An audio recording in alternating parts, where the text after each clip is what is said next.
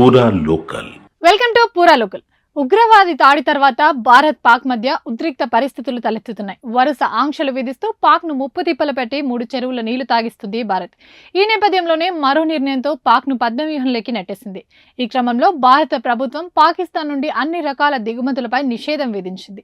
జాతీయ భద్రత, ప్రజా ప్రయోజనాల దృష్ట్యా ఈ నిర్ణయం తీసుకున్నట్లు వాణిజ్య మంత్రిత్వ శాఖ తెలిపింది. పాకిస్తాన్ లో ఉత్పత్తి అయ్యేవి లేదా ఆ దేశం నుండి భారత్ కు వచ్చే అన్ని రకాల వస్తువులు ప్రత్యక్ష, పరోక్ష దిగుమతులపై నిషేధం విధిస్తున్నామని స్పష్టం చేసింది.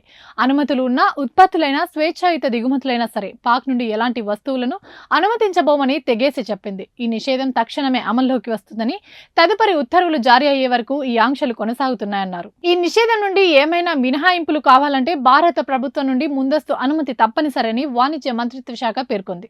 ఇవి ఇప్పటివరకు ఉన్న అప్డేట్స్. మరిన్ని అప్డేట్స్ కోసం చూస్తూనే ఉండండి పూరా లోకల్.